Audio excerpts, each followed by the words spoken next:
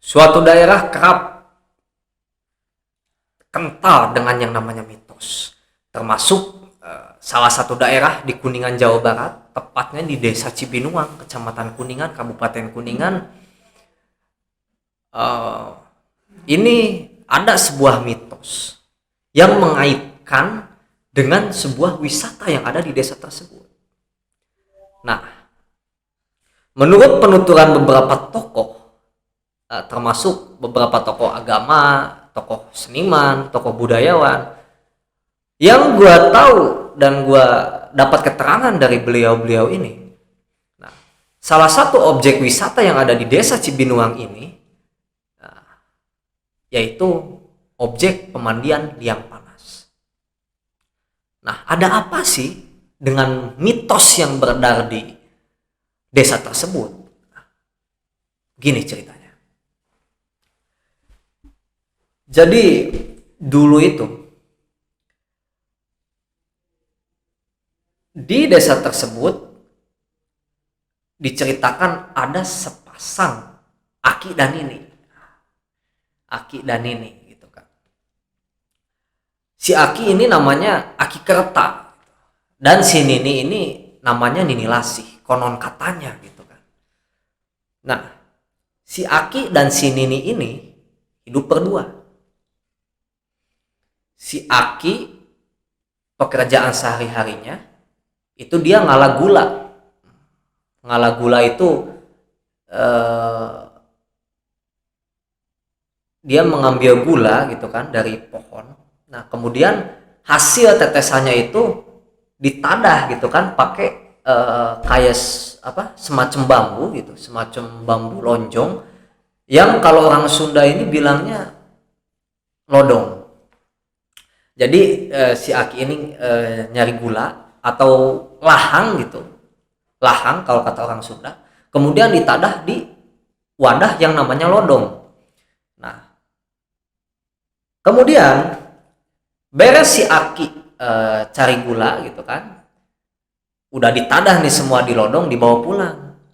Nah, baru nih tugasin ini yang ngegodok ini gula, hasil gula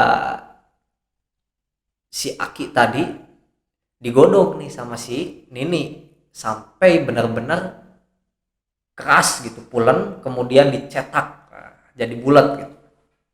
Nah, si Aki dan si Nini ini dia punya sahabat, yaitu seekor burung gitu atau manuk. Nah, manuk ini dia beri nama manuk Sri Gunting. Setiap hari ini manuk selalu ngebangunin si Aki setiap pagi. Jadi ini burung tuh udah standby.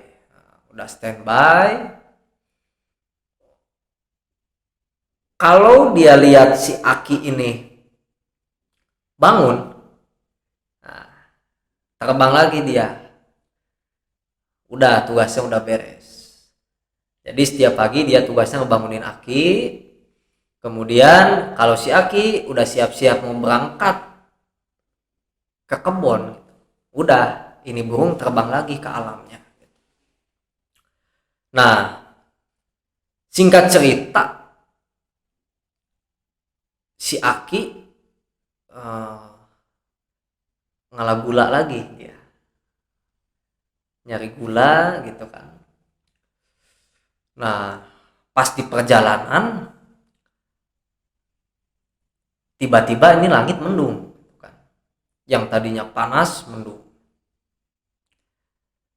Ya kepaksa kan, ini Aki dia neduh di bawah pohon yang namanya kalau nggak salah ini pohon kiara.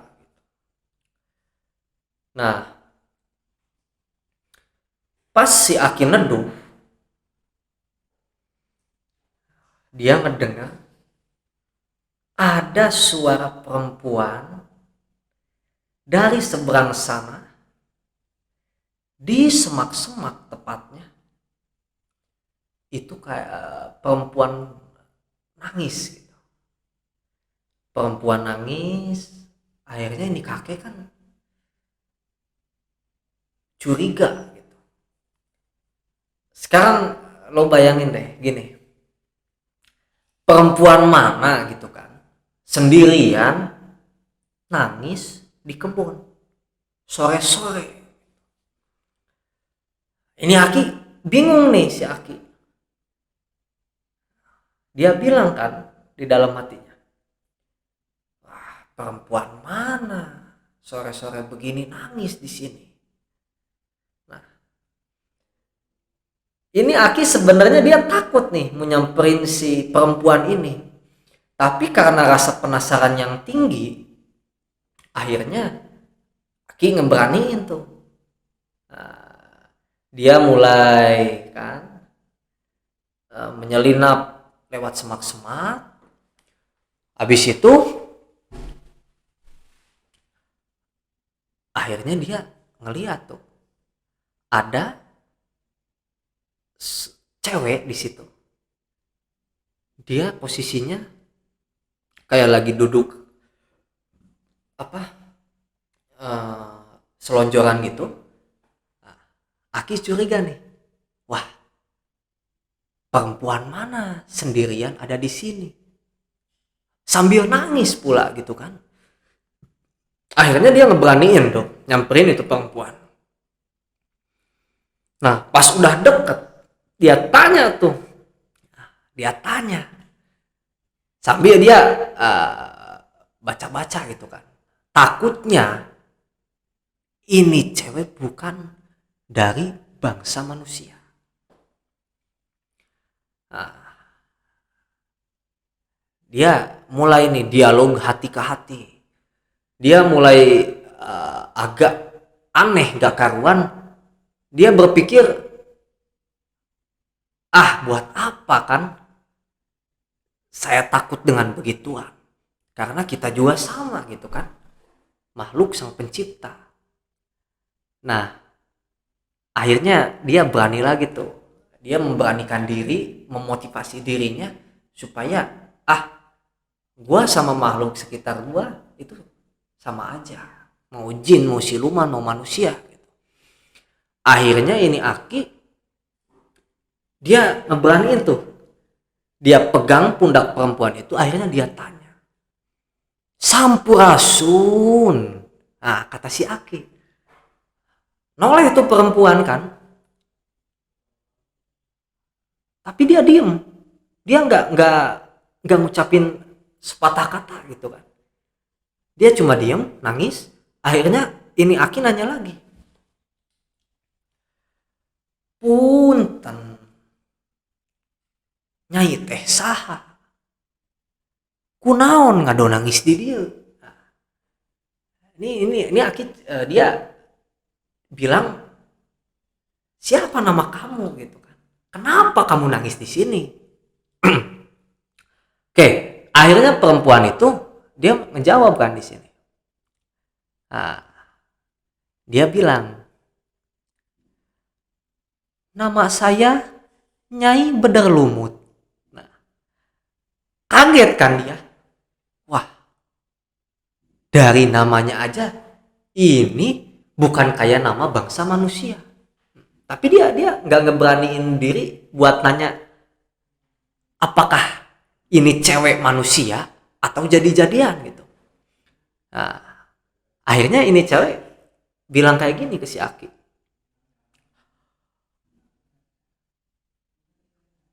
Aki, kuring teh bangsa kajinan, ngaran kuring teh Nyai Bedar Lumut. Dia bilang kalau nama dia itu Nyai Bedar Lumut. Nah, dan dia bilang kalau dia itu dari kerajaan jin. Kagetlah itu Aki. Nah, akhirnya udah, Aki berusaha beraniin dirinya sendiri. Akhirnya dia nanya lagi lebih lanjut, punten Nyai,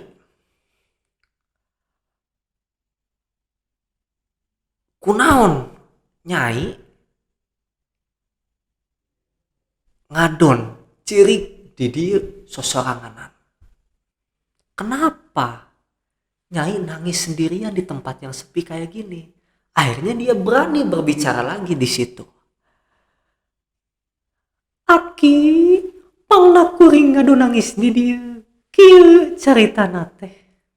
Nah, si Nyai ini dia mempunyai persoalan hidup yang memang di bangsa jinnya ini gak ada yang bisa nolongin gitu. Dia ragu untuk bercerita ke si Aki. Akhirnya didesaklah tuh sama si Aki. Punten Nyai, sok sakali deui carioskeun wae teu naon nu jadi bombolongan teh. Akhirnya yang tadinya itu si Nyai gak mau cerita, mungkin bisa jadi privasi kehidupan dia, akhirnya dia buka suara ke si Aki. Aki, kuring ngadu nangis di dieu teh lantaran salaki kuring dikersakeun nuju udur payah. Nah, ternyata suami dari si Nyai Beder Lumut ini, nah, dia sedang sakit keras. Akhirnya penasaran kan tuh Aki. Akhirnya dia nanya lagi tuh ke si Nyai. Kunaon atuh Nyai? Salaki Nyai teh geuning bisa udur payah. Kunaon? Akhirnya Nyai buka suara lagi di sini.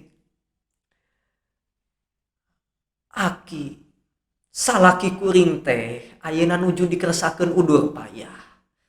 Numutkeun wartos mah udurna teh jalaran aya nu ngaguna-guna. Ari nu ngaguna-gunana teh taya sanes nyaeta Ki Curanggak Pati. Nah, loh. Aki kaget. Ternyata di balik dalang itu semua ada yang bernama sosok Ki Curanggak Pati. Di balik sakitnya suami dari si Nyai bangsa jin tadi. Akhirnya penasaranlah itu Aki. Ditanya lagi, kenapa? Kunaon Nyai Ki Curanggak Pati teh tiasa ngaguna-guna salaki Nyai. Dijawab lagi oleh si Nyai di situ. Udah mulai tektok nih antara si Aki dan si Nyai. Akhirnya terbukalah semua si Nyai. Dia mulai berani bercerita ke si Aki. Aki, Ki Curanggak Pati teh iren kalungguhan patih di negara Kajinan. Udah dapat kesimpulan nih si Aki. Ternyata Ki Curanggak Pati ini dia merupakan seorang patih. Dia merupakan seorang patih di kerajaan jin yang tepatnya ada di desa Cibinuang itu. Nah, dan Ki Sutamara ini di sini dia posisinya si Ki Sutamara ini kan suami dari Nyai Beder Lumut itu kan. Nah, Ki Sutamara ini mau diangkat sama Raja Jin tadi. Ngegeser posisi si Ki Curanggak Pati untuk menjadi patih di negara jin tersebut. Nah, akhirnya kesimpulannya singkat cerita gitu dari obrolan itu, Ki Curanggak Pati dia nggak nerima bahwa posisinya ini mau digeser oleh Ki Sutamara tadi, suami dari Nyai Beder Lumut. Akhirnya dia main belakang di situ. Nah, main belakang, akhirnya Ki Sutamara yang tadinya akan dicalonkan menjadi patih, tiba-tiba dia mempunyai penyakit yang sangat aneh. Nah, penyakit ini kalau orang bilang buduk. Nah, buduknya agak aneh. Jadi di semua sebadan badan itu, kalau kata orang Sunda ini biji japah gitu, keluar japah. Jadi buduk yang keluar gitu kan, keluar benjol-benjol, kemudian nanahan dan keluar belatung. Dan ini super bau anyir gitu, bau anyir. Nah, Ki Sutamara selama disantet oleh Ki Curanggakpati ini, dia nggak bisa apa-apa, lumpuh semua. Nah, akhirnya penuturan Nyai Bedar Lumut berlanjut lagi nih ke si Aki tadi. Dia bilang begini, mangga ayeuna mah galih ku Aki abdi teh gaduh pun lanceuk anu sapertos kitu. Kuring tos kaditu kadieu milari landong, nanging tos aya sasasihna kuring teh acan mendak keneh. Tungtungna kuring aral nya ngadu nangis di dieu ngabekaskeun kasedih. Nah, Aki ini dia makin kaget. Ternyata Ki Curanggakpati ini bukan orang jauh gitu kan. Ternyata dia masih kakak ipar dari si Ki Sutamara ini. Nah, disitulah Ki Sutamara lumpuh karena penyakit gatal-gatal ini, sampai menurut penuturan si Nyai, ketika mau buka baju, mau dimandiin itu kan, itu susah karena bajunya itu nempel dengan nanah. Sampai kalau mau buka baju itu sakit luar biasa. Akhirnya di selang-selang diskusi muncul itu sobat Aki yang tadi, yang di awal yang gua ceritain tadi, yaitu manuk Sri Gunting itu. Nah, ajaibnya ini manuk tuh bukan manuk sembarangan, tapi manuk yang bisa bicara gitu. Akhirnya manuk ini ngasih petunjuk. Nah, manuk ngasih petunjuk kayak begini nih. Kirinyuh, eta kirinyuh geura cabut di rambut ngadutut. Wah, kaget kan si Aki. Nyai, tadi sobat Aki, nah, jadi sobat saya ngasih petunjuk, kata si Aki. Coba sekarang ikut saya. Nah, kata si Aki. Akhirnya ini Nyai ngikut Aki sama manuk tadi. Akhirnya dibawa ke deket tangkal Kirinyuh atau pohon Kirinyuh. Pohon Kirinyuh ini semacam pohon kiara gitu kan, yang batangnya kecil tapi dahannya lumayan lebat gitu. Nah, sesuai petunjuk manuk tadi, itu pohon Kirinyuh itu harus dicabut. Akhirnya mau nggak mau dicabut itu. Akhirnya dicabut tuh pohon. Ini manuk ngasih petunjuk lagi ke si Aki sama si Nyai tadi. Tangkal Kirinyuh nu dicabut ngadutut gara bantun caranya Nyai ka dieu. Tuh, Nyai. Sekarang bawa suami Nyai ke sini. Silakan. Kita coba mandiin suami Nyai pakai air ini. Nah, jadi dari pohon Kirinyuh itu yang dicabut, nah kan itu bolong tuh tanahnya. Itu ajaibnya keluar air panas.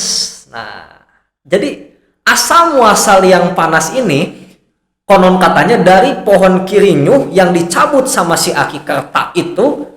Nah, akhirnya keluar mata air panas. Nah, disitulah Nyai bawa suaminya itu si Ki Sutamara. Nah, aneh bin ajaib, berkat air tersebut, setelah semua tubuh si Ki Sutamara itu dimandiin pakai air yang dari mata air liang panas itu yang tadinya badan buruk semua, borok, nanahan, itu sembuh seperti sedia kala. Nah, dari situ muncul mitos yang beredar sampai sekarang, disebut mitos liang panas. Nah, manfaat yang bisa kita rasakan terutama warga Kuningan di pemandian liang panas ini, ada beberapa sejarah yang menuturkan bahwa nama beberapa cerita tersebut diambil sebagai suatu wewengkon atau suatu tempat bersejarah. Contoh yang gua tadi cerita di awal, yang dimana si Nini sama si Aki bikin gula di awal, itu disebut pasir gula sampai sekarang. Nah, ini disebut pasir gula. Kemudian tempat si Aki teduh ketika hujan guludug itu, hujan petir, itu sampai sekarang disebut pasir guludug. Guludug itu petir. Kemudian tempat dialog antara si kakek dan si Nyai sampai sekarang disebut pasir putri. Nah, oke, gue lupa di awal ketika beres Kisutamara itu dimandiin. Nah, singkat cerita si Kisutamara sama si Nyai ini dia balas dendam kan ke si Ki Curanggapati. Akhirnya dia balas dendam dengan cara dia lapor ke Raja Jin. Akhirnya disidang kan, disidang segala macam. Akhirnya terbukti bahwa si Ki Curanggapati ini bersalah telah ngeguna-guna si Kisutamara tadi. Akhirnya singkat cerita Ki Curanggapati ini dihukum. Hukumannya dia kalau orang Sunda bilang itu digencet atau dipukul pakai batu gede. Lo bayangin batu kali yang ukurannya kurang lebih diameter 50 sampai 60 meter itu jatuh ke badan lo gitu. Kayak gimana? Akhirnya Ki Curanggapati ini meninggal dalam keadaan yang sangat mengenaskan. Badannya itu bubuk, kemudian darahnya itu ngalir lewat pasir gula tadi. Kemudian sampai sekarang, ini real sih, gue pernah ke situ. Dari penuturan beberapa masyarakat, itu sampai sekarang bau anyir yang dihasilkan dari tempat penghukuman si Ki Curanggapati itu sampai sekarang petilasannya masih ada. Nah, ini disebutnya, daerah ini itu disebutnya Kampaan. Oke, kenapa disebut Kampaan? Sebutan Kampa ini kalau dalam bahasa Sunda itu digencet itu sama dengan dikampa. Nah, jadi tempat penghukuman Ki Curanggapati ini sampai sekarang disebutnya Kampaan. Kalau kalian mengunjungi Liang Panas ini, kalian bisa tanya ke masyarakat sekitar di mana daerah yang lokasinya disebut Kampaan itu. Sampai sekarang beberapa masyarakat yang lewat Kampaan ini, daerah Kampaan ini, banyak yang mencium bau anyir atau bau kurang sedap gitu. Nah, ini memang katanya makhluk-makhluk yang memang tadinya anak buah Curanggapati ini yang kena hukuman ini memang masih ada di sekitaran situ. Makanya arwah-arwah yang penasaran itu masih nyebarin aroma-aroma yang gak enak. Nah, terus selain itu Liang Panas ini udah terkenal gitu kemana-mana berkat banyak orang sampai sekarang yang memang terkena penyakit kayak borok, gatal-gatal gitu kan. Ya alhamdulillah gitu kan, ketika dimandiin di pemandian ini bersih lagi gitu, badannya bersih. Dan memang salah satu yang paling agak ngeri di tempat ini yaitu Pasir Putri. Nah, di mana Pasir Putri ini sampai sekarang orang-orang itu suka lihat sosok perempuan berkebaya mirip yang gue cerita di awal tadi, yaitu Nyai Bedar Lumut, di mana rambutnya panjang dengan berkebaya berkarembong warna putih. Kalau karembong itu kalau lo lihat mungkin di film-film kayak film Zaman Malampir ataupun Angling Dharma, itu kayak ada kain, sepasang kain gitu kan putih. Nah, itu karembong. Zaman dulu itu perempuan-perempuan Sunda itu pakai karembong warna bodas atau warna putih dengan rambut terurai, kebaya warna hijau. Nah, jadi menurut penuturan beberapa tokoh budayawan di situ, tokoh Nyai Bedar Lumut ini menggunakan kebaya warna hijau dan samping namanya samping Sidamukti. Nah, jadi motif batik Sidamukti itu sampai sekarang banyak masyarakat ketika lewat Pasir Putri ini dia nemuin sosok Nyai Bedar Lumut itu yang gue cerita itu tadi, kebaya hijau lah, pakai karembong. Nah, artinya apa? Sampai sekarang dia bersumpah dengan janjinya, Jadi gue lupa nih cerita di awal tadi. Jadi ketika si suami Nyai Bener Lumut ini udah disembuhin sama Aki Kerta, dia bersumpah bahwa dia tidak akan melupakan kebaikan Aki Kerta sampai kapanpun, dan dia akan berjanji akan sering mampir ke daerah situ untuk mengenang jasa Aki Kerta yang sudah menyembuhkan suaminya. Makanya nggak aneh kalau kita lewat daerah situ, apalagi lewat tengah petang gitu kan, lewat maghrib ke sana, itu kita akan dibuat merinding lah gitu. Karena memang petilasan-petilasan dari si Nyai, si Aki, si ini masih ada. Makanya kental banget itu mitos di daerah Liang Panas ini. Oke, pesan gua terakhir bagi kalian yang mempunyai keluhan seperti gatal, mungkin borok, buduk, itu kalian bisa coba mandi di wisata Liang Panas ini. Oke, segitu dari gua. Salam hormat.